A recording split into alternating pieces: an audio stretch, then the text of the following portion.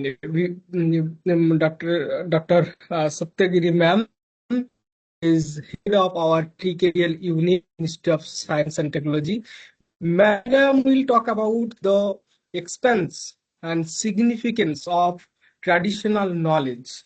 So we'll see the vast area of TK, how TKDL is working to preserve our formulas from traditional knowledge and the practices, how they are accumulating formulas and digitalizing. So we'll see from ma'am. Pranam ma'am, please start your session. Then we'll go to our question and answer session. Before that, we'll take a short assessment after the session. And we have already uploaded PPTs, recordings on Google Drive. So we request all of you, please go through in next 2 days, Saturday and Sunday. Then we'll come back on Monday for our final assessment. Madam Sattigeri ma'am will take the concluding session first within 5 to 10 minutes. Then we'll go forward our final assessment, that would be 50-minute assessment with our 40 MCQs. So please go through today's session and complete the small assessment. Then I will upload the recording and PPT, today's PPT and recording in the Google Drive for your preparation. Astu, pranam ma'am. Chalo. Thank you. Thank you so much, Piyush, and thank you, Anil, for coordinating this. So without wasting much time, let me go forward with my presentation. Namaste to all the participants. We truly appreciate your interest and also support in taking forward the Indian knowledge systems. I think you have had almost a 4-day glimpse of the sessions that we have already had. We talked about the Indian knowledge systems. We talked about intellectual property rights. We also spoke about the intellectual property rights and the ethics associated with traditional knowledge. And today, all I would be doing is giving you an expanse on the significance of the traditional knowledge, and also a little bit of, peep into the TK-inspired innovations. What is the potential? How is it that all of us can collectively take it forward? So let me move on. I guess all of you can see the slides and you can hear me well, right? Yes, ma'am. All right. Thank you so much. So I think my colleague, Dr. Vijay Lakshmi, has given you an overview of the traditional knowledge digital library that we work on. And the first of its kind globally. It is a collective joint effort between the CSIR and now the Ministry of Ayush. It's a value-added traditional knowledge database, primarily with the objective of protecting Indian traditional knowledge from misappropriation and piracy. So that is what we are. And now we look forward to enabling the traditional knowledge digital library for promoting traditional knowledge in its native form, the usage of it, and also in terms of the TK-inspired innovations. And we have a counterpart in the Ministry of Education, that is the Indian Knowledge Systems Division. Piyush is an integral part of this division. And it is, as I mentioned, under the Ministry of Education, with a clear objective that it is to preserve and disseminate IKS for further research and societal applications. The first day you heard Professor Murthy talk about the Parampara, the Drishti, the Laukika Prayojana of the IKS division, and how we, all of us, can collectively contribute to taking forward the Indian knowledge systems. So with this, common objectives of preserving, protecting, and promoting Indian traditional knowledge, we had joined hands, and I'm so very happy to have all of you in this workshop. Of course, this is the 5th day of the workshop and almost the last day, other than for the interactive sessions that we will be holding in future. And I hope you have all benefited from the lectures that we have had so far. So as I had mentioned already, the program schedule has been very carefully designed so as to impart whatever little we know and also learn from you in the process of these interactions. Otherwise, we could have just had recorded videos put up saying that, you could look at it and learn from it. But this interactive session has been put together so that we could exchange our notes, exchange our thought processes, and also benefit from each other's expertise and experience that we have had with the Indian knowledge systems. As Piyush mentioned, this particular lecture of mine should have been on day 2, but I think it also goes well as the closing lecture of the workshop, because all I'm going to do is reflect upon whatever you have learned already before over the last 4 days. So I'm sure there had been many questions in the previous days, where will we find information? There's so much of traditional knowledge, Indian knowledge systems that we would like to work on, maybe R&D, maybe validation, or maybe even as part of the educational curriculum. Of course, if it is at a school level, you have NCERT and CBSE already bringing out books, texts that talk about the Indian knowledge systems as part of the regular academic books for the students. But when you go into the higher education, you want to be more specific and more selective in what you would choose as your research topic. So here it is. All I would be telling you is that when we talk of traditional knowledge, there's so much of codified information already. You could talk of the Vedas, the Upanishads, and even the Sahityas, or even the poetry that comes along with the, the literature. But when you talk of literature, it is not just limited to that kind of philosophy and the Vedas and the religious books also, right? We are talking of the food, the medicines, the agriculture, the textiles, and so on and so forth. Again, the beauty of all of this is that we have text today which is in our own Indian languages. It could be, as my colleague Vijay Lakshmi had mentioned the previous day, the uniqueness, the beauty, and also the complexity of our own Indian languages in preserving our Indian traditions and culture. In addition to that codified knowledge, you have codified knowledge even in the form of manuscripts, which the Ministry of Ayush is looking at today. We are talking of something which is very, very ambitious project under the Ministry of Culture, the Bharati Gyan mission, and the Gyan Bharatam mission, the Gyan Bharatam mission, so which is looking at decoding manuscripts besides preserving the manuscripts. And of course, the oral traditional knowledge, which is a very, very integral part of how the knowledge, which was, more than 4,000, 5,000, or maybe more, that has traversed over time, weathering and, weathering all the changes that had been, there over this long period of time. So in all of this, what we have actually realized is when you dig a little deeper into the Indian knowledge systems, which of course Professor Moorsley also explained this, is about the way the information has been structured. Unlike the popular belief that it is largely superstition and unstructured thought process, and we have, I think perhaps the general impression is that our forefathers just got educated by some random way. That's not the case, because when you look at it, there are very, very important principles even towards the education. The Nyaya or Pramana Shastra, which is the science of correct knowledge, the subject. So this knowing of, some particular practice or even skills is about, 4 important conditions. It's called the subject of pramatra, object of prameya, cognition of pramiti, nature of knowledge, or the pramana. Again, in the context of pramana, what we are looking at, pratyaksha, that is direct perception, anumana, that is drawing inference, upamana, that is analogy, shabda, or the verbal testimony. In fact, even in the area that we are working currently, from the TKDL, when you look at Charaka Samhita, he says that the use of logic as medicine is as important as in other subjects.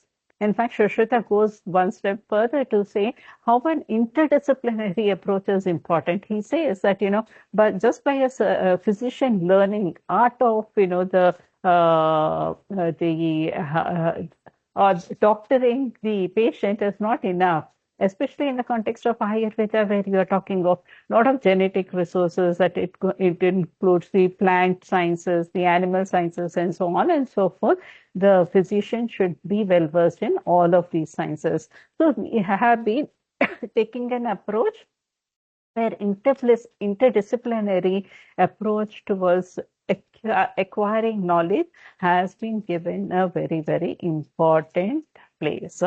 So talking about, how you would look at the traditional systems of medicine, as you have already been made aware, we have, the classical systems of medicine and also the folklore. In the context of the classical systems of medicine, which includes Ayurveda, Siddha, Unani, Sovarikpa, and also the yoga practices, which contributes to both wellness and also specific diseases, you have text. In fact, if you look at TKDL website, we have given source of information, and you can look at it, the number of texts that talk about our traditional systems of medicine. And much of this information is extremely structured. Again, I talk to you about the importance of, valuing our Indian knowledge systems by way in which the entire information has been codified. An example from the Charak Samhita is it includes about 120 chapters. It is believed to have been developed by Punarvasu Atreya, Charaka later on, and Dhritabala. Don't look at the timelines indicated, because that has again been a matter of controversy, some claiming it to be much older than what has been indicated. But the key principles that is being taught in the Charak Samhita is that first it talks about the diagnosis, where it covers the disease and symptoms. It talks about the etiology, that is the causes of the diseases, the pathology and the pathophysiology, that is, the effect of the disease on the body, and the treatment modalities and how to control the disease. So in the sections that is covered in this particular text, that is the Charak Samhita, it talks about the fundamental principles, that is a Sutrasthana.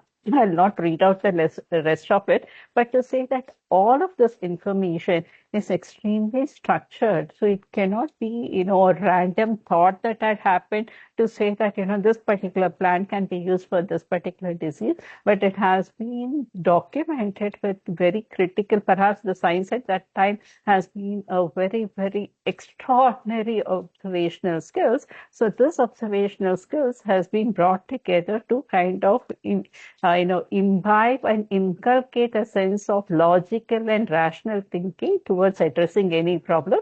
In this particular case, we are talking of medicine. So similarly, if you look at, the application part of this traditional systems of medicine from Ayurveda, I give you two specific examples. One is of the Triphala, which is Bivitaki, Amla, and Haritaki. So a combination of these three fruits, which is called the Triphala, depending on the carrier, that is whether it is with sugar or hot water or oil or ghee and honey, it can be used to treat different diseases. So, you would be wondering how come, a single drug can be used for multiple purposes, but this is what has been mentioned, and it is still being used even in current practices in Ayurveda. Similarly, if you take the single plant or monoherbal formulation of Tinospora cordiferia, again, depending on the carrier, that is, if it is the Grita based out of ghee, it is used for Vata Vikara. With sugar, it is used for Pitta Vikara. So the combination of the drug in the context of the carrier it holds, it can treat a different disease. So this talks about the expanse of our traditional knowledge. Similarly, if I talk of only one particular disease, that is vitiligo, with this particular disease is more of a skin disorder, and there's a lot of social stigma associated with it. If we look at the treatment modalities that is known in our traditional systems of medicine, you have multiples of it. You take Ayurveda, there is, a decoction made out of, several different herbs, and it is given with jaggery. You talk of homeopathy, although it comes from, Germany, we in India had adopted it very well. Unani, Siddha, yoga, of course, yoga adds to it's more like an adjuvant to the treatment modalities offered by Ayurveda, Unani, or even Siddha. So in addition to all of these classical systems of medicine, you also have the local practices, which is generally transmitted by the local healers by word of mouth. So similarly, again, when you look at our text that is there, that is even in Ashtanga Hridayam, it just not talks about only therapeutic formulations. When you talk of health, health and wellness go together. So in this, I think India has always, or Indians have always been very conscious of beauty. So these texts also talk about how to reduce pimples, how to promote hair growth, how to reduce premature graying of hair. And this is all again based largely on herbal or herbal mineral or similar such, genetic resources based formulations. So this is, kind of tells you how vast and wide the information content has been. So again, talking about, a random thought come together, you just don't mix up, different ingredients just to get a formulation. This has me must have been tested, and the observational skills, that the experiential science that we are talking about has laid the way to, classifying these interventions under a particular system of medicine. Similarly, when you talk of cosmetics, perfumery also comes in place. The Gandhayukti and the Gandharnava are, very specific examples that have been given in Varahamira's Brihat Samhita. And here it talks about, very various, varied perfumes that could be developed by mixing different ingredients. So the first shloka talks about 9 different ingredients, and it tells about, what should be the permutations and combinations that can be used by using these different ingredients. And you can come up to almost 3.6 lakh permutations and combinations of varieties of perfumes that can be developed through these 9 ingredients. Similarly, there is another shloka that is mentioned in the Brihat Samhita that talks about 16 substances. And they also talk about, how, in what proportions those substances can be used. And again, based on the formula that has been developed, you almost arrive at about 1.75 lakh varieties of perfumes, and this is called the Gandharnava, that is the ocean of perfumes. So this talks about the vastness of our knowledge. Here in these particular cases, they also talk about, how the perfume is prepared. So when it comes to a volatile ingredient, they add these volatile ingredients at the end so that we do not lose that ingredient in the perfume when it is added in the beginning. So care has been taken to tell you what needs to be done, how it needs to be done, and how it can also be used. So this is again talks about the expanse and the vastness of our Indian knowledge systems. Moving on, when we talk of India, we all know that India has been an agrarian country right from the very beginning. The farmers have been the backbone of our growth. And in fact, this is very well mentioned even in our ancient texts. They talk about, Rishi Parashara, he talks about, the farmers and that they be happy, healthy and wealthy because their health and wellness contributes to our happiness as well. So you have again classical texts like how I talked about Charak Samhita, Shishir Samhita, Ashtanga Hridayam, Brihat Samhita, and so on and so forth. You also have focus texts even in agriculture, Krishi Parashara. Then you have Krishi Shruti, you have Surapala, Vriksha Ayurved, you have Lokopakara in Canada, and so on and so forth. In addition to that, because agriculture is largely practiced by the farmers, oral traditional knowledge is a very, very important aspect of our agricultural knowledge. So the Indian Council of Agricultural Research, the counterpart of CSIR for agriculture, had documented a lot of these indigenous practices in agriculture and has brought out volumes of this, which is now available on their website. In fact, they did not stop with that. They had also gone about validating these indigenous practices to see whether they are still valid. They had taken about 38 of it, and 23 have been validated in cross-sectoral regions, that is in different multiple locations, and 15 of them have been single-center experiments. Just to kind of give you one example, when we talk of our traditional agriculture, which comprises of crop husbandry, animal husbandry, and fisheries, today we are talking about integrative farming, and this has already been observed way back by our ancestors. So it contains a whole lot of information, right from, the rainfall, how to predict it, how much should be, how much of water is required, the seasons and land, sowing and farming operations, layout of the gardens, storage and preservation of the agricultural produce, and of course, crops and varieties, and so on and so forth, whatever I have listed in this particular slide. So just to kind of give you one example, Sudapjala is known to be the world's oldest fermented liquid organic manure. In fact, the original one that has been mentioned by Krishi Parashara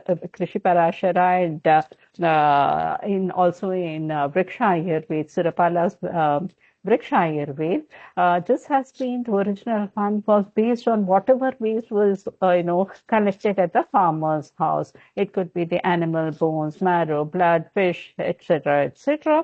And also the sesame cake, germinated urad bean, rice husk, honey, and ghee. They had fermented all this waste and then used this particular fermented manure liquid as an organic manure. Later on, once we became a little conscious of the animal waste in the year 2004 and between 2004 and 2012, Professor Vayal, mainly from the G.B. Pant University from Pantnagar, developed what is called the herbal Gunab Jala. So here, instead of the animal waste, he had used weeds, which also contribute to the fungicidal and insecticidal properties.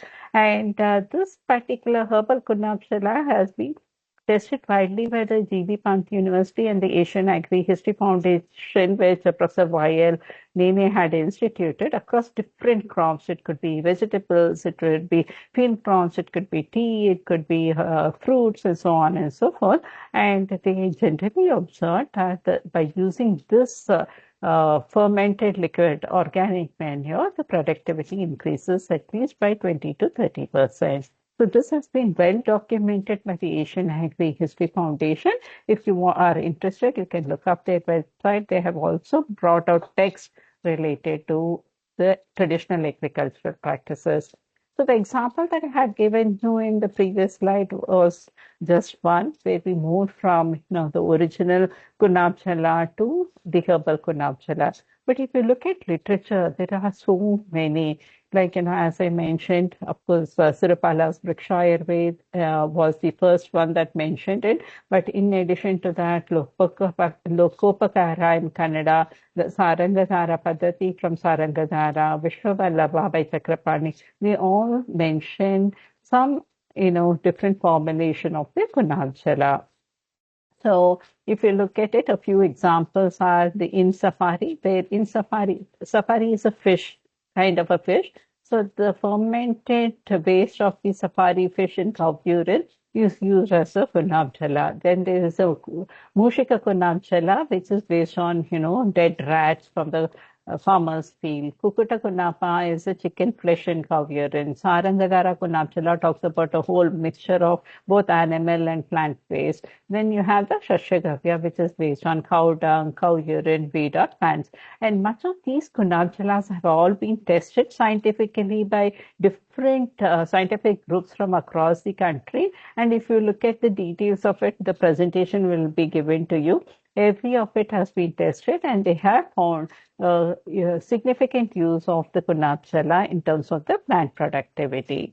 The ancient agricultural practices are again very important. It also talks about not just about manures and the natural farming. It also gives you methods of how to germinate a seed with hard verica. It also talks about grafting. Grafting here, even in those days, this is from Brihat Samhita once again. It talks about how to transport plants from one to the other by using grafting. So these ancient technologies, today when we talk of grafting, we think that this is only a modern science and technology intervention, but much of it is already mentioned in our ancient texts. Perhaps not by this terminology, you would have an equivalent what had been used in those ancient times. Moving on, again, in the context of even veterinary science, animal husbandry, there have been a lot of practices. I give you here through this particular slide a local practice that is being used by the farmers in Orissa. So in the Navapada district of Orissa, the farmers use Harida and Behda powder mixed with water, and they use it after boiling it for the treatment of the foot and mouth disease in cattle. This is a very highly prevalent disease in cattle, and it leads to sort of, lower productivity of the cattle in terms of the milking and so on and so forth. So, in order to treat this foot and mouth disease in cattle, this is the traditional formulation used by these farmers from Orissa.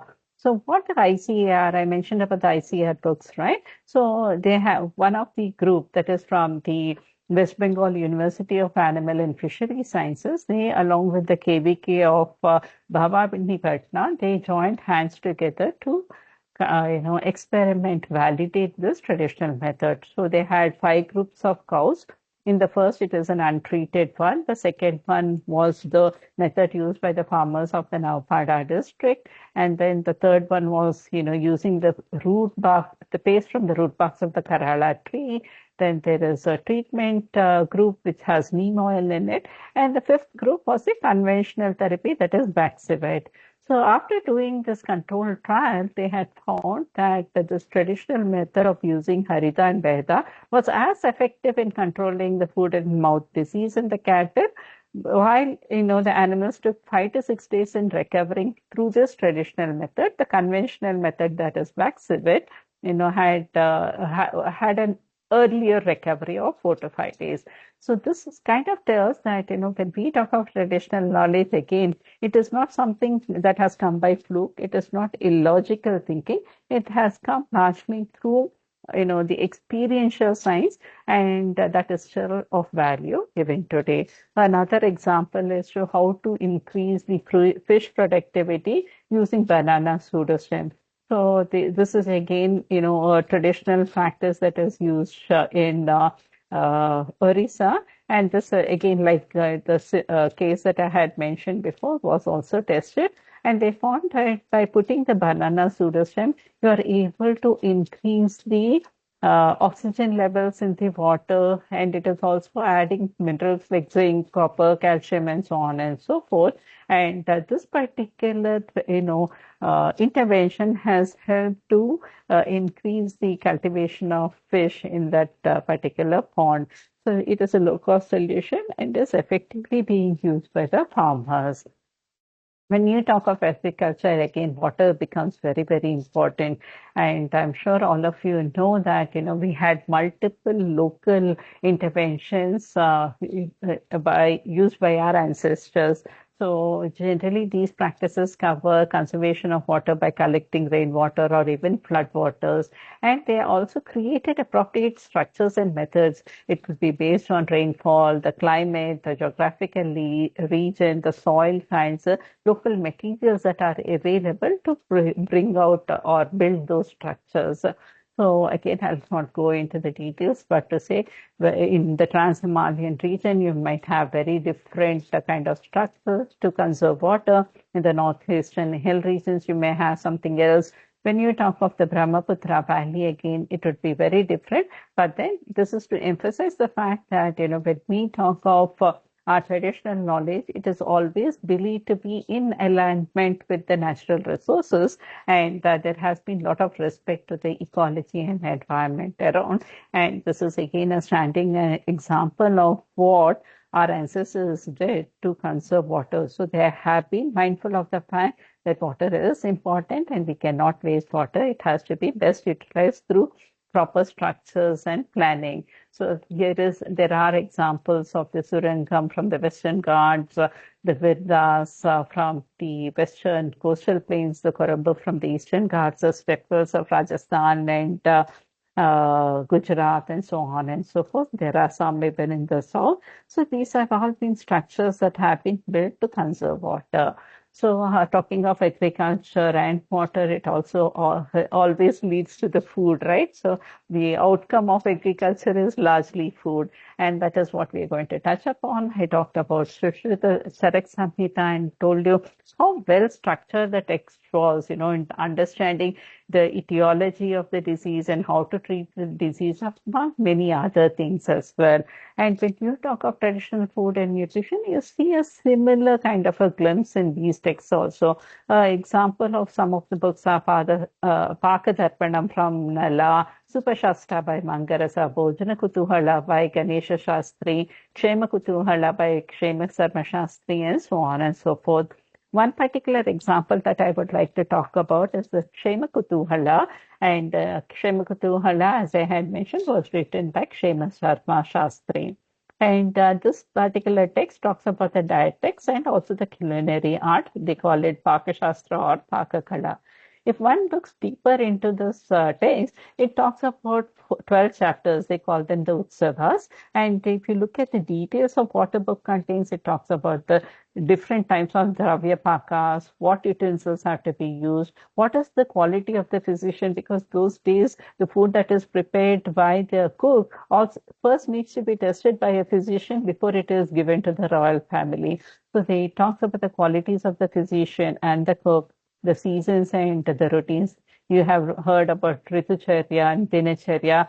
So all that is mentioned here. The daily routine is prescribed. They talk about non-vegetarian food, meat food, fish food. They also talked about different types of vegetables. They talk about the flowers and how preparations are made from them, the food, cooked food stuff, appetizers, and also the dairy products. So again, it tells that, that there has been a logical thinking. There is a rationale behind, documenting our traditional knowledge, and that is very well exemplified in these texts. In fact, an example from the Pakatarpanam talks about a preparation of a soup, and it talks about different ingredients and what needs to be done. They also talk about, adding additional flavors to enhance the experience of the food and also adding to the nutrition of the food. So this is an example from the Pakadarpanam. And also there are, besides these traditional texts, I would also like to draw the attention of the participants to the fact that, much of our traditional knowledge perhaps may not be entirely codified in these classical texts that I have talked about, those different books, Krishi Parashara, Krishi Sukti, Lokopakara, Brihat Samhita, and so on and so forth. You would also have information that has been put together by the people contemporary to our times. So here is an example of a research article that has been, review article that has been written recently. And this talks about the utensils and the eating formats. It talks about, how by eating on a plantain leaf, what is the benefit that one gets? By eating on the Scalotropis gigantea tree, what is the benefit that you get over time? How the vessels from the what is that the clay had moved on towards stone and then metal and so on and so forth. And it's a beautiful compilation of the food and eating habits as well. So again, when we talk of all this metallurgy in India has been important. I talked about, utensils being, the wood to wood or the stone utensils being replaced by metal. So metallurgy has always had a very, very important place. But of course, here when we talk of metallurgy, it is a different ballgame because unlike the earlier subjects that I had mentioned, that is Indian systems of medicine, agriculture, and food and so on and so forth, you do not have, classical text on metallurgy and allied areas. This has largely been an area that has been practiced by artisans. So you do have mentions in several of the texts. It could include even Rig Veda or even Ramayana or Mahabharata and so on and so forth. But largely the metallurgical practices have been performed by the artisans. One very important example of our Indian metallurgy is the food steel. Today, in today's context, we call it the high-grade, ultra-high carbon steel. Okay, and there is a very unique process that has been used for developing the food steel. And by preparing the wood steel through this particular method, it was found to have a uniform composition of 1 to 1.6% carbon, and it could be, heated and forced to use various different kinds of articles, including the very famous Damascus swords. Damascus swords are those swords that have been very famous for the way it would, cut into a silk scarf as that it would be into a human body. So it talks about the exemplary skills that our Indian artisans had in the context of metallurgy in the allied areas. Similarly, have been even in terms of the alloys. In fact, when we talk of alloys, the brasses and the bronzes are the most famous. And some of the bronze alloys that are known from Kerala, one is the Aranmula mirror. Aranmula mirror is not only known for the bronze frame that it has, but it is a non-glass mirror. So it is a metallic mirror, and it is still being practiced by the artisans of Kerala. Then you have the Kadavalur eating bowls, Swamimalai and Mannar icons, and the temple bells, and so on and so forth. In fact, the earliest evidence of brass in India happens to contain 70% of copper, 6% of zinc, and 0.9% of iron, besides the other ingredients. So, in fact, this again, talks about the expanse and the versatility of the Indian knowledge systems towards, contributing to not just medicines, food, but also into areas such as metallurgy and so on and so forth. I would like to move on to talk about architecture. I'm sure all of you are aware, I don't need to explain it further, that India has been the home to several traditions which are varied and very unique across the region for their temple architectures. One particular example is of the Tanjavur Brihadishwara temple. In fact, I would urge all of you to look at the IGNCA website. It talks about an interactive multimedia DVD, which talks about the huge linga that is the main object of worship, the sculptures that are there across the different floors of the temple, and also about the central sanctum, sanctorum, the sculptures that are there. In fact, it also talks about the different dance karanas that have been inscribed on the walls from the Natya Shastra. And so this is more again of the architectural marvel that is there available in our country. It is a living traditional knowledge. Similar are examples from other parts of the country. When it comes to sustainable infrastructure and architecture, one example is of the Tabo Mud Monastery from the Spiti Valley of Himachal Pradesh. In fact, this has been called the Ajanta of the Himalayas. So it is one of the oldest monastery and is still operating there, and it has been made of raw earth, water, and fibrous materials like straw. So even now it is standing there, weathering all the ecological imbalances that have happened in that particular region. Another very, unique and very humble architectural marvel is that of the traditional bungas. In fact, these are all, structures made of mud bricks and, using tree materials, branches and so on and so forth. If in case required, they have even iron pillars to support the roof. But largely, these are all very simple structures. So in the context of any natural calamity, for example, the earthquake in Burj in 2001, so every family was given 2 bungas, so almost like 1,400 houses were built quickly. Similarly, during the Kosi floods of Bihar in 2008, 2 model villages with about 15,000 houses were built, and this also, facilitated a policy that contributed to 1 lakh bungas to be provided to the people, especially in the context of the natural calamities. So we have talked largely about, the high-end interventions that talk about metallurgy, medicine, agriculture, food, and so on and so forth. In all of this, the art and culture is something which is truly incredible, and we still maintain that. In fact, there is this particular article that I read talks about the 52 incredible Indian folk art forms, and The author has listed so many of them, but I'm sure when we dig deeper, will find much more than these 52 that is mentioned here. Right in this particular article, it covers from Ipan art or the Assamese miniature painting to the Madhumani painting, the mandala art, the Meenakari painting, the Saura painting, the Sandal veil, and so on and so forth. So it talks about, the continuing traditions across generations and maintaining the culture and traditions behind it.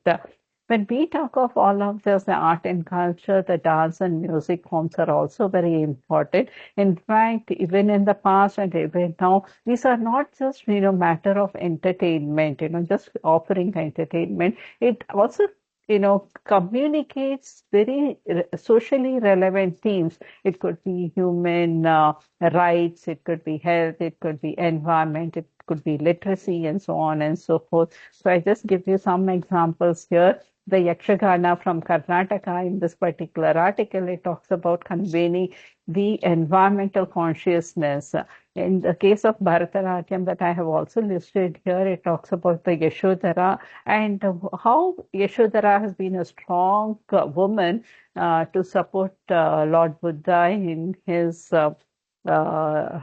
life, and how she could, move on uh, with the complexity of such a situation. Music has again been a very, very important intervention, not just for entertainment, but it has also been used as a therapeutic tool.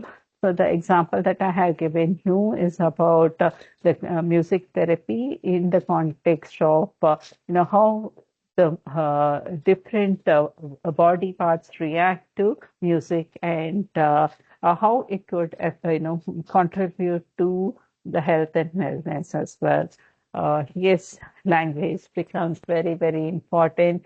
I'm sure all of you know that there are 22 official languages in the country, but then there are multiple dialects. And in fact, this particular article by Ganesh Devi, it says there are 600 potentially endangered languages in the country. Of course, the government of India, especially the Ministry of Tribal Affairs, is taking a lot of steps to identify and enlist the endangered tribal languages to preserve and promote. So some of the examples I have listed in this particular slide. I guess we have touched upon the science and technological interventions. We touched a little brief in the art and crafts, that is a cultural expressions segment. And I'm sure I do have participants even from the humanities, the management, and so on and so forth. So they will be wondering, why is it, that when we talk of Indian traditional knowledge, it is largely limited to only the medicine, the Vedas, and so on and so forth. So I would like to give an example of the governance and administration from this book of Kautilya's Arthashastra. So in fact, people say that Arthashastra enumerates the importance of maintaining the right balance between the welfare of the people and augmenting the resources of the state. In fact, when Shama Sastri from Mysore, he had translated Kautilya's Arthashastra from Sanskrit to English. The maximum number of books that were sold were in the foreign countries, especially the US. So he kept on, bringing out newer editions after editions, and much of it was only exported to those foreign countries who were very keen to read and understand the Indian traditional knowledge from this particular text. Again, if you look into the text of it, it is so very well, classified. It has, again, they call it books, but there are about 15 chapters in it, and each of the chapter talks about a very, very specific act, a topic of governance and the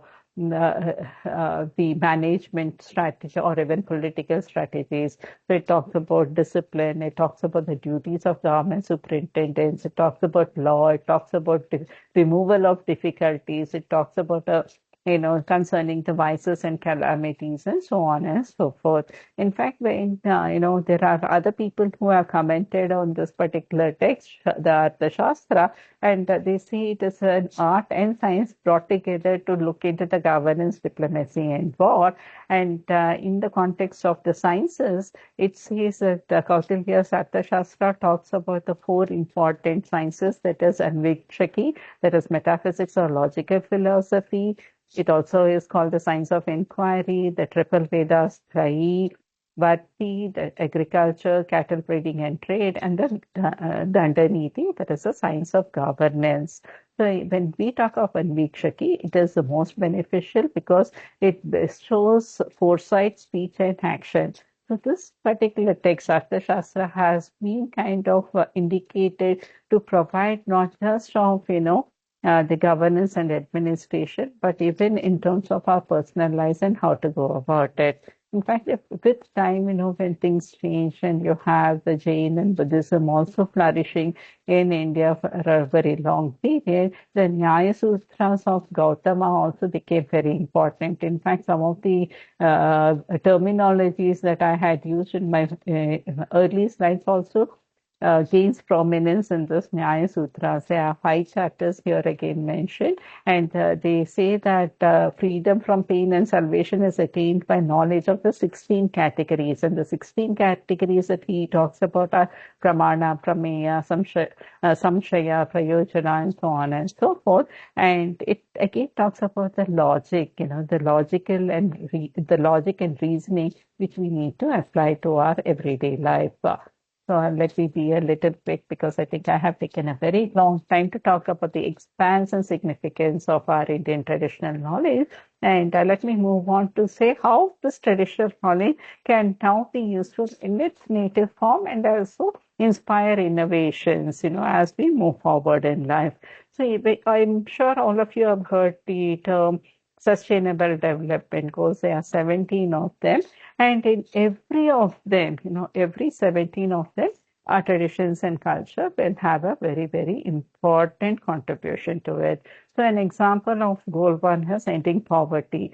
And I'm going to give you here in this particular presentation here on even international examples so that we would understand and appreciate that when we talk of the traditional knowledge systems, it is never a static one. It is always dynamic and moving or aligned to the needs of the time.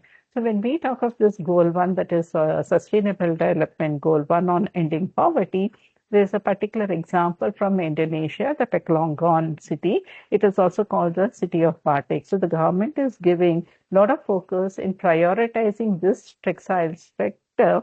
And in turn, this particular sector also contributes to the employment of women. Almost 60 of them, contribute to this main economic sector. Goal 2 is on ending hunger, achieving food security, and so on and so forth. The example that I would like to highlight here is the Sefrihisar from Sefrihisar, Turkey, the seed swap festival. In fact, even in India, in Jharkhand, Orissa and all that, you do have these seed swap festivals where the farmers come together and exchange the best quality seeds so that everybody would be benefiting from, these practices. So it's not just about seeds alone. It also talks about, exchanging knowledge about the low-cost agricultural practices and the most effective practices. In today's context, we say best practices. So this is one forum where, such exchange can happen. Goal 3 is on ensuring healthy lives. So the example that I would like to talk about is the National Ayush Mission from our own country. Today, Ayush, be it Ayurveda, Siddha, Aniso, or even Yoga, has been given great focus to ensuring that we have affordable and better access to healthcare services in the country. The fourth example that I would like to give you is from the ensuring inclusive and equitable quality education. And here an example from South Korea is about the traditional culture city, where it is not just the youngsters, but also the older population who have been invited to come, participate, and integrate education into a lifelong learning program.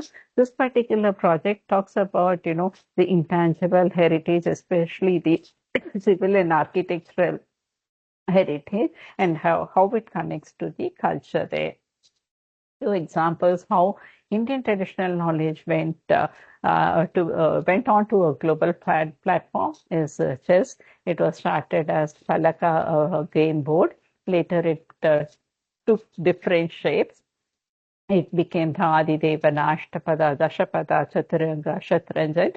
Today we all call it chess. And in fact, it is recognized because we celebrate 20th July as the International Chess Day every day. In fact, even the UN says that, chess can be included towards towards achieving the sustainable development goals because it provides for strengthening education. It provides for gender equality. It also provides, fosters inclusion, tolerance, mutual understanding, and respect. So this is how a small intervention from our country has gone places across the world. Example of, again, Tiki-inspired innovation from, of course, Chile comes this quinine. And here, this is again from an oral practice, oral story that the pool of stagnant water from a jungle was first taken by some, peasant who was moving from one city to the other. He was having fever. He drank that water. Although initially he felt that he was drinking poisoned water, later on his fever subsided, and they realized that this particular water can be used to treat malaria. Later on, it was formally put together by the Jesuit priest of Spanish, and quinine then became a treatment for malaria formally. Only in the year 1820, quinine was extracted, and the extract was used for treatment of malaria by French scientists Pierre-Joseph Pelletier and Joseph Cavento. And later on, much later in 1944, the American scientists synthesized synthetic quinine. The story doesn't stop here because, with microbial infections, you always have resistance. So that comes to, we bring you to the story of artemisinin and the Nobel Prize. So again, quinine became chloroquine, and chloroquine also started developing resistance. And Vietnam was having a war then. So Vietnam approached China to help them with the cure for the chloroquine-resistant malaria. China put its act together through a project 523. The director of this project was Yu Tu, and she was not only trained in modern pharmacology, she also, as part of the education, she had to read traditional Chinese medicine as well. So reading that, she remembered that when she realized that they were not able to get a modern cure for this chloroquine-resistant malaria. So she examined the traditional Chinese medicine text and identified that this particular plant, Artemisia annua, is known to treat intermittent fevers, which is also a close symptom with malaria. So she went about the entire process of identifying, developing extracts, and developing a preparation, a formulation which would be effective for this chloroquine-resistant malaria. So while the project started in 1969, it was only in 1981 that the WHO took cognizance of it and invited her to present the findings. It became the first line of treatment for malaria only in the year 2016, and she was awarded the Nobel Prize in the year 2015. So, and this, while it talks about the importance, the expanse, and significance of traditional knowledge, these examples also tell you that it at times takes a lot of time to develop something, an intervention which should be applicable to the current day requirements. But patience and commitment is what is required to ensure that there is success in such endeavors. Another example that I would like to give you, especially in the context of what you have heard through Dr. Viswajanani about the about misappropriation of traditional knowledge. This particular example comes from Australia. So the Kakadu plum of Guwente is known to the indigenous people of Australia, the Mira people, and this has been traditionally used as a medicine. This particular Kakadu plum has the highest content of vitamin C, much more than vitamin C in the oranges. So, vitamin C is a very, very important ingredient in cosmetic preparations because of its multiple effects on the skin. So what this company from US, Mary Kay, did is that they went about patenting the particular kakadu plum extract and also, marketing, commercializing the products. But it was, thanks to a researcher from one of the universities of Australia.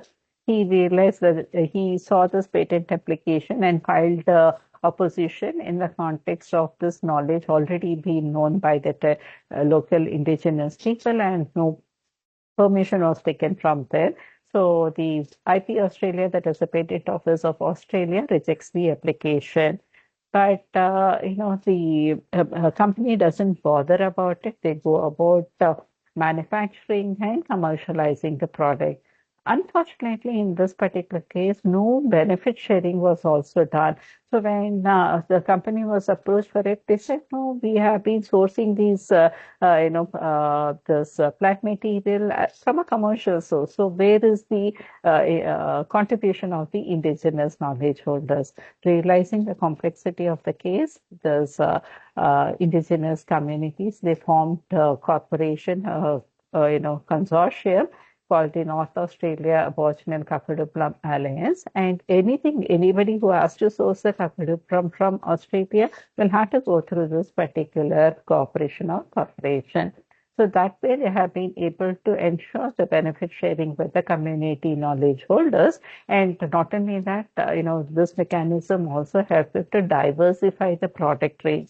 So today you would see multiple products coming from this plum, not just only as herbal products. In the context of food, nutrition, and nutrition, we all know that our ancestors have been food gatherers, relying on the animals and the plant materials that are there. So if you look at it, the barley, the pulses, especially Simhi, Mudga, and so on and so forth, Masura, have been known even during the prehistoric times. Of course, with time, advancement of time, and perhaps better civilizational interventions, food habits changed. There had been more variations and variants added to it, and we had got a little more sophisticated than our ancestors were. But if you look at today's context, we are talking of the millets, the Dhanya Varga Ahara, that is a Siridhanya, and it is gaining prominence because in the year 2023, the United Nations called it the International Year of Millets as well. And going back to my previous slide, I did mention that these millets have been known even during our prehistoric times and have been used by our ancestors since then. So we are coming back to that to realize the importance of the food habits that have been generated by our ancestors. And we continue with this process of, only adapting and moving with advancement. So I would also like to point out here that when we talk of traditional knowledge, it has never been static. It has been dynamic, moving with time. And that is what is important to realize even in today's context. One another example of the case of turmeric, we did present to you 2 days back to say that, turmeric has been the subject matter of misappropriation through a patent for its wound healing properties. But if you look at the market today, turmeric market is close to about 115 billion. And you see the product ranges that are there, which has never had the kind of, it is a variant from the traditional knowledge. So I would like to put it as a TK inspired innovation. So this is where we are today. We do have a lot of room for better interventions and better innovations based on our own traditional knowledge. Moving forward, I would also like to give you examples of not just the scientific interventions, but also of art and culture and of course Sahitya. So Ramayana, all of us know, Rishi Valmiki was the one who composed the Ramayana. If you look at Valmiki Ramayana, it's composed of about 24,000 shlokas. Again, very structured. It has the shlokas are grouped into chapters called sargas, and the sargas are grouped into khandas. That is the book. Some people say it is 6, some people say 7. But if you look at the market today, you have so many variants, right from movies to music to murals to folk art forms to dance centrifuges and even TV shows and even tech books. So today, when you look at it, if you bring in an innovator concept, I'm sure my colleague Anil had mentioned about copyrights and trademarks and all those, right? So there is room for innovation here and also securing IP rights. In fact, one example of it is from Amish Tripathi, who is one of the fast-selling author in India's publication history so far. The first book was The Immortals of Meluha. So he brought out this book in 2010. So he mentioned in one of the interviews saying that I continued working. He was in a bank, prior to moving over as a focused author. He said, I continued working till my second book was published and resigned only after my royalty check grew bigger and salary check grew big than the salary check. So today he has so many texts and much of his work has been copyrighted also. So again, this talks about, how we start small, but then there is room for innovation and traditional knowledge can always inspire you to do better. One last example from this one, the art form. I pick up the carpet weaving from Jammu Kashmir. So the Jammu Kashmir carpets are, of course, very famous. They use what is called the talims. The talims are, ancient symbolic force that is used to do the weaving. Traditionally, if you use the talims, it takes a little more than 6 months to complete the carpet. And at times, if in case you don't do it right, you identify the mistake only after the entire carpet is made. So to reduce such mistakes from happening and errors from happening, because it brings down the value of the carpet, the association went to the sought technological help, and computer software was created so that it handles the creation of the talim codes. So here it is done by pieces by pieces. So if in case there is an error, it is very easy to spot that particular problem well in advance before the entire carpet is put together. Today, we are now talking about artificial intelligence and such systems to enable technology for empowering all these artisans so that they have better livelihoods. And where do we derive all such inspirations? We are very lucky from our country because we have the national education policy, which Prasamurthy already talked about. I'm sure my colleague Vijay Lakshmi has already talked about the national intellectual property rights policy also of 2016. In both cases, we talk about traditional knowledge as a very, very important component or in the vision statement itself. Okay, so there is room for growth based on the Indian knowledge systems. And of course, TKDL also finds its place in the national IPR policy. Today, all of you coming from the educational background do know, especially the academia and the research bodies, do know that the UGC has brought out the guidelines for incorporating IKS in the curriculum. Similarly, ACTI has also brought in their guidelines for minor degree in the Indian knowledge systems. So you do have guidelines that you can use it for the benefit of empowering and promoting Indian knowledge systems. And thanks to the IKS division of the Ministry of Education, they have funding opportunities for interns, for research, and also for establishing the IKS centers. We are also empowered through policies such as the Bio-E3 policy or regulations like the Ayurveda Ahar. And we hope that the policies and the framework from the government of India would help us to protect, preserve, and promote our traditional knowledge systems of India. In fact, I close this with this particular quote: "Na choraharyam, na cha rajaharyam, na prathabhatyam, na cha bharakari. Vyaye krite vardate evam nityam vidyadanam sarvadhana pradhanam." So, the more we use our traditional knowledge systems, it is only going to expand and be of better use to everybody. So let me stop here. And I hope you have been able to derive some value from our lecture today.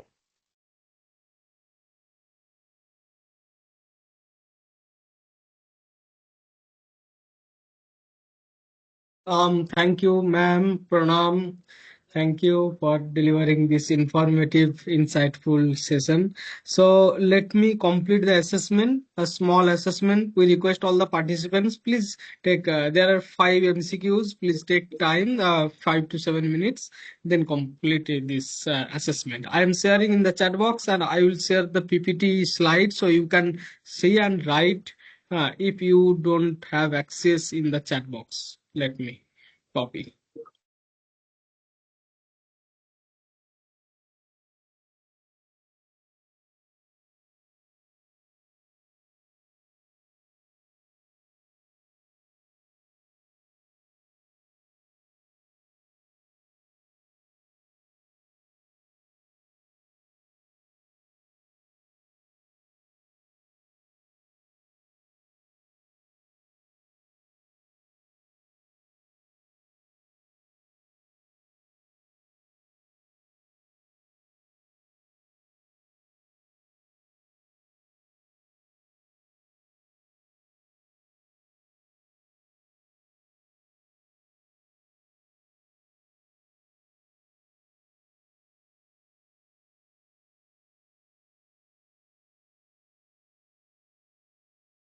Ma'am, is it visible?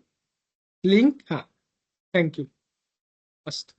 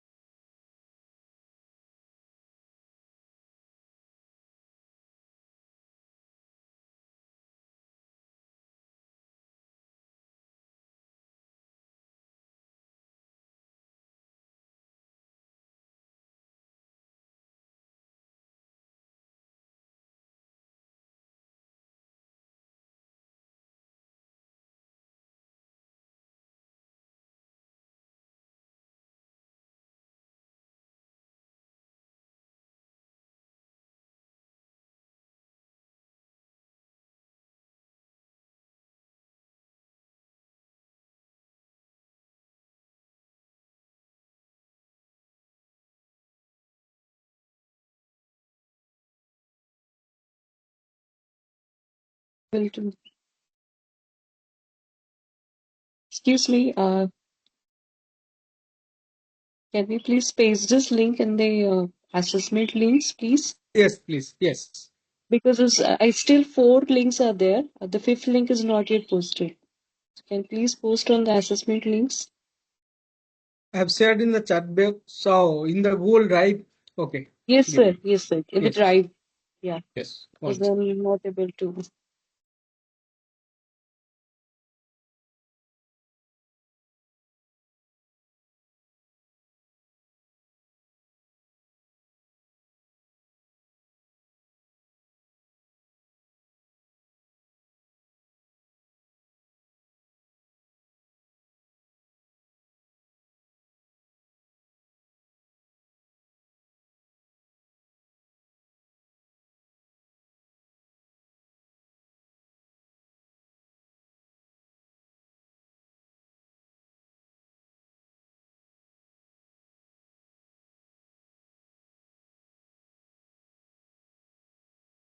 Sorry, sir. Can't click it right.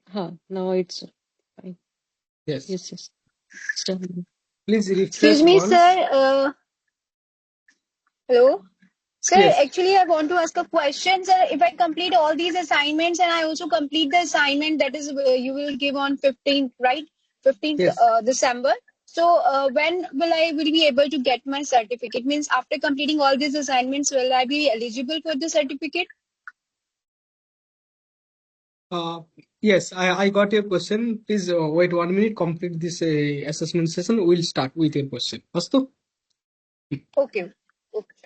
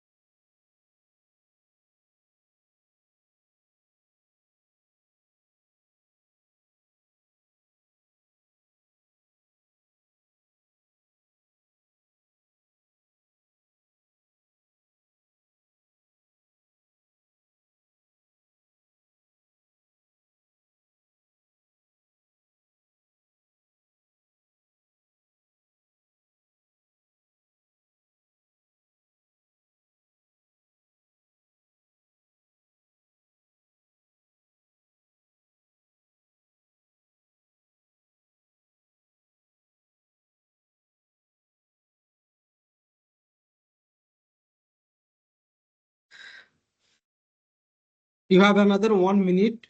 Please submit.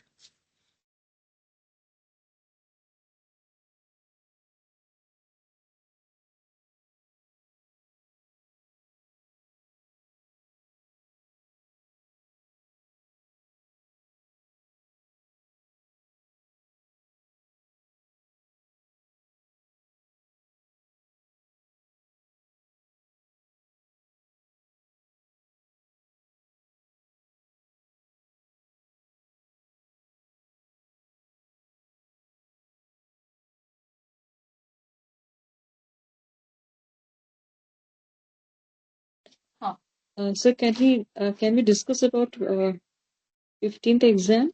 I mean, Yes, this upcoming exam is for 50 marks and for 40 minutes, right? So 40 marks, 50 minutes, right? 50 minutes with 40 MCQs. So after Monday, there are 2 weeks before our interactive sessions. In between, we will complete the evaluation process and will mail you if you are qualified or not qualified. So there would be two mails for qualification and not qualification. So qualified people. Then you will be given a slot to ask your score. I will think there would be two slots which is convenient to you. You can ask at that period. Okay, what is your score? Sir, can you not send the score through email because I attended this That is workshop not even earlier. that is not possible. Astu. So if you Sir, want that to ask, access, if you want to know your score, you just call me. I will let you know, or you can mail. And there would be two slots. Every time we give two slots to ask your score. Okay. If you want to ask, if you want to need, you can ask. Astu? sir, examination, what time we have to supposed to complete, start and complete, sir? Is there any time duration? Is there time, particular time we have Yes. to, Yes. 50 minutes. 50 minutes at what time, sir? The exam starts? After concluding session, ma'am will take the concluding session. It's about 10 minutes. Sir, 15th, you said 15th only, no, sir, Monday. 15, 3:30 At what will time? start with 3:30. a small with a short concluding session within 10 to 15 minutes. Then we will take one or two questions. Then we'll start our final assessment session. Astu? So 3:45 you can think, or 3:50. There may be 5-10 minutes gap. Then we'll start. Astu? So Sir, this exam will be again the in the same way. It will be in the Google form format or yes, yes, how? the format is same. So we Okay. request ma'am, we request all the participants also please raise your digital hand and ask your question. Ma'am is here to respond. Also, sir, one thing on 22nd and 23rd, what we are supposed to do, like it is Yes, compulsory to yes. attend or So after Monday, we'll share a feedback form, a detailed feedback form to know your viewpoints regarding this workshop. Then we will come back to you with your unanswered questions and feedback form. If you have any follow-up questions, you can ask in that in these two sessions, 22nd and 23rd. And if there are any unanswered questions, we'll try to solve those answers. Astu? if we are unable to attend on 22nd, No, 23rd, it's not and mandatory. It's not mandatory. it's not mandatory, na? Like the main sessions are going till 15th 15. Monday, Yes. and it will not affect on our certification or the attendance criteria, na? No, there is no attendance certificate, only assessment certificate. If you qualify, if you got 75% marks, you will have the assessment certificate only. There is no attendance certificate for this workshop till now. And can you elaborate that what you were saying about the slot, that you will notify about the slots? Can you elaborate that? Slots for knowing your score. Uh-huh. So it will come before 22nd. You can think between 20th to 22nd. It generally happens afternoon time, 3 to 5 or 3 to 4, 1 or 2 hour slots. Okay, there would be 2 days. Huh? In Astu? that slot, we have to contact you to Yes, know the score. yes. Astu? Must do. Thank you. So Pranam, participation ma'am. certificates also not. Sir, is it possible?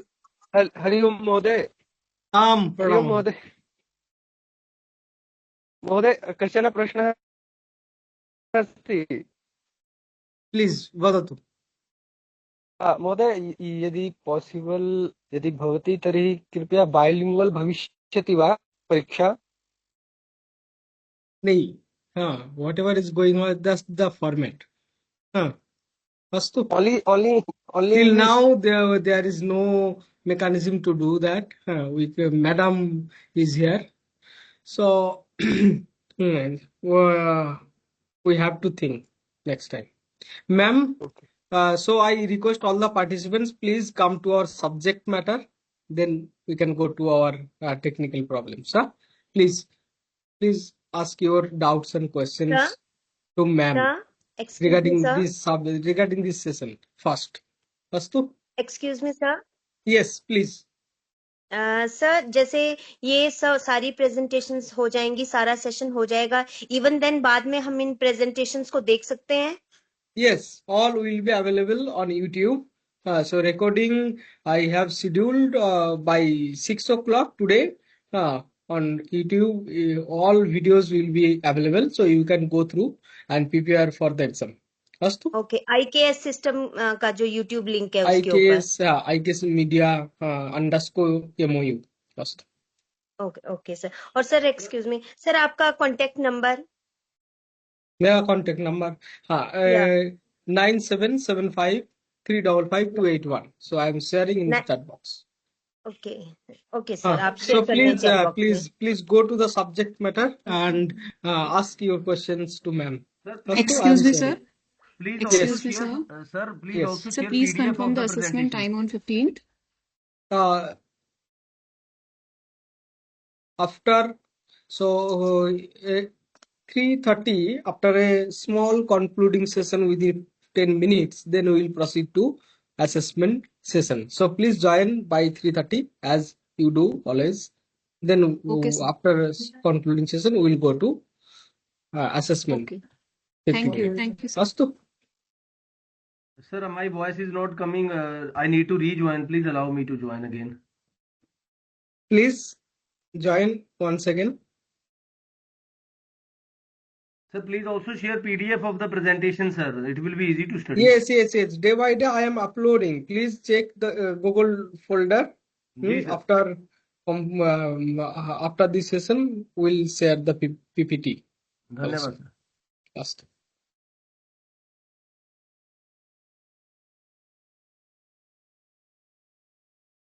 Sir, There is just a small Sam, question. Dr. In fact, Sham. Sorry, ma'am. Sir, just a small sir. question. Namaste, After sir. every conversation, you are Namaste, saying Namaste, Astu. Samji. Please ask your question to ma'am. Actually, ma'am, I am from a rural area, and here lots of things are practices from very previous time. There are so many tribal communities are there. So I have a simple question: is that things or is those things are need to be documented? Yes, the simple answer is yes, it has to be documented.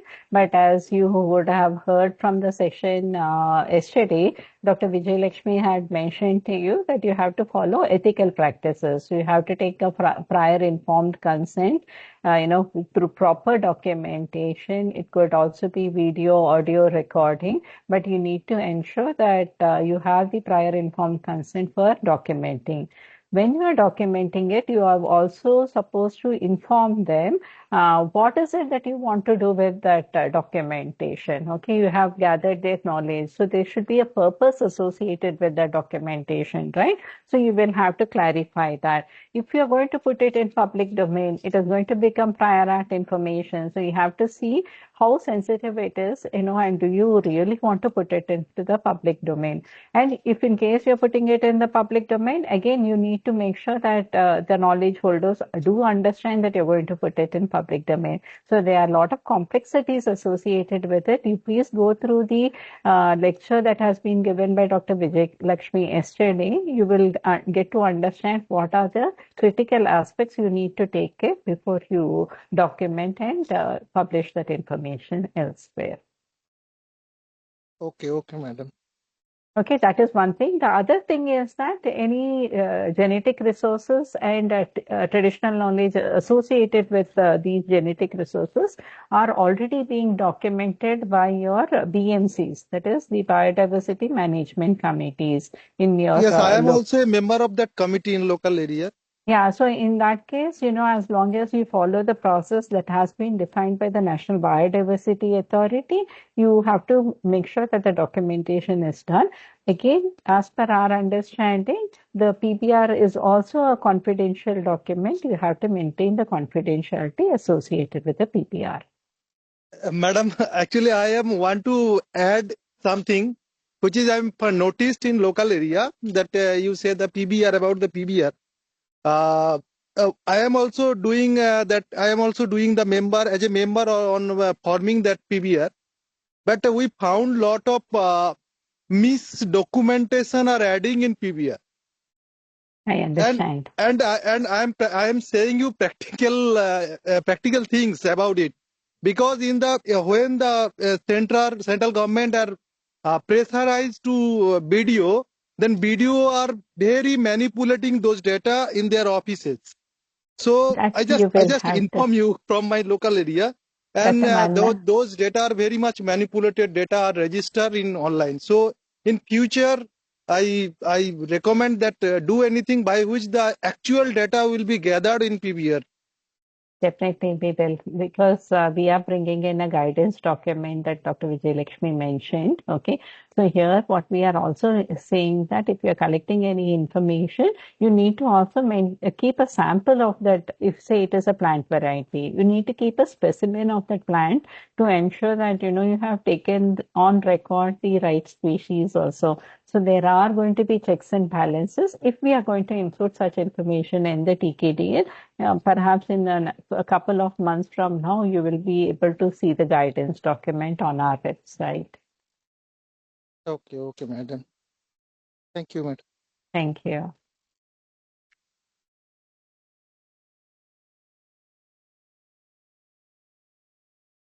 I don't see any hands raised, Piyush. I think all of them are tired after the 5 day and want to run home. And today is Friday. Yes. So, Soumyaji? Yes, sir. Good evening. Soumya. Namaste. Yes. I have a question. From last 5 days, we come to know what is traditional knowledge system and how intellectual property rights. So it is only linked with the traditional digital library. But I want to know more about the business practices as per the traditional knowledge. Ma'am, could you please refer any books pertaining to this? Yeah, in fact, I had this response. I should have mentioned it. See, very often people want to connect with us just to, kind of sense it as a library and provide you references. No research is done like that, because when you as a student have to do some research in modern science and technology or any modern education, you look for references, you look for literature. So please do not, look up to us as a short, link to giving you references. Please read about the subject matter and then identify. But in general, as a kind of a help, we could always do that. I mentioned about in the context of governance, I did mention Arthashastra, the Nyaya Shastra and all that. These are certain things that you can look up. Okay. Okay, ma'am. Thank you, ma'am. Thank you. Nimya Kanakaraji. Yeah. Good evening, ma'am.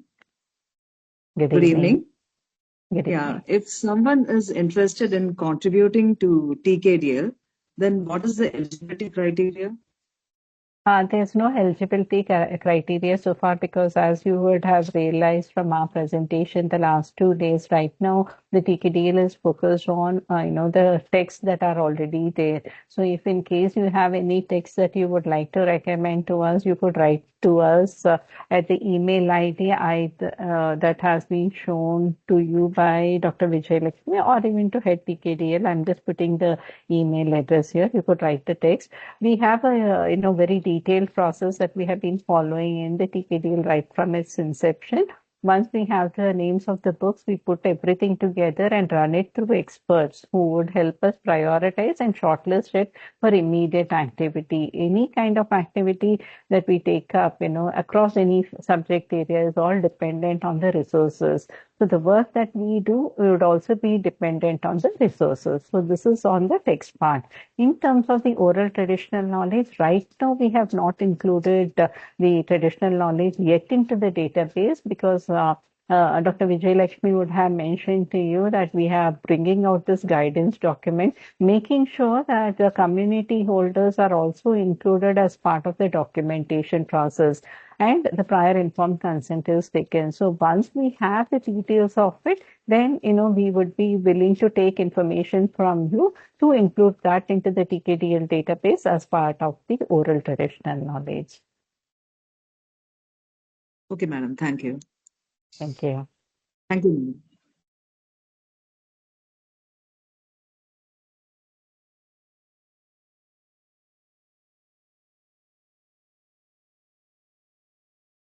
To stop now, Piyush. Astu, ma'am. So pranam to all the participants. So see you on Monday. That's the important day because we will have the final assessments. So we request all of you. You have 2 holidays, Saturday, Sunday. So as your convenience, please go through all the videos and PPTs also. And ma'am's PPT and recording will be shared shortly. I will upload.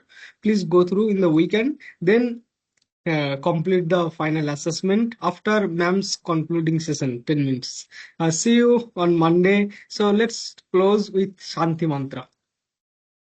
Hello, sir. I just want to ask one question. Can I? Yes, please.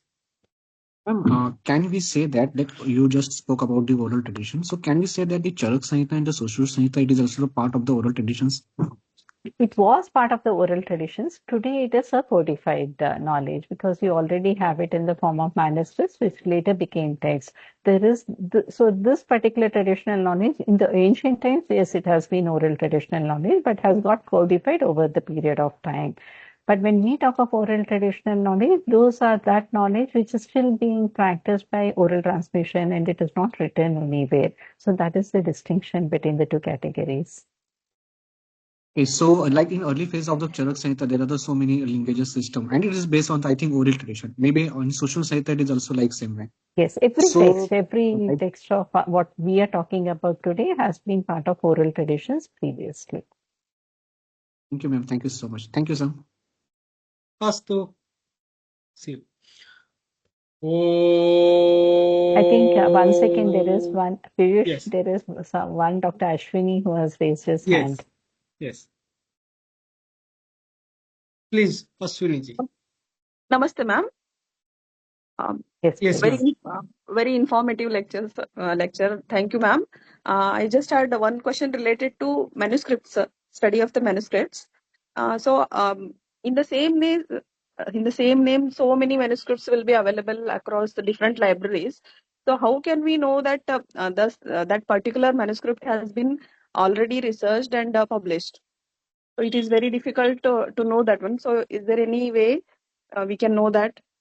So that the work in would general, not be... again, see like how we have experts, subject experts in the domain, right? Even in terms of our modern education, you will have to refer it to the subject expert. He or she would be able to tell you whether it has already been, brought out as text and researched upon or not. So that is the general principle that we can consider.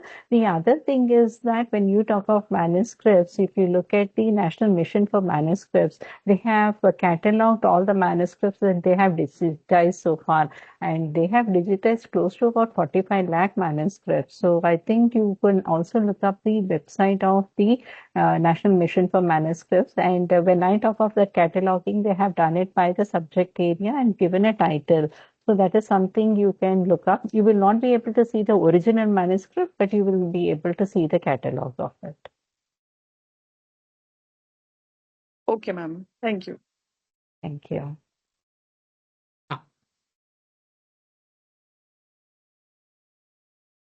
Astu pranamah sarvebhyah. Om सर्वे भवन्तु सुखिनः सर्वे सन्तु निरामयाः सर्वे भद्राणि पश्यन्तु मा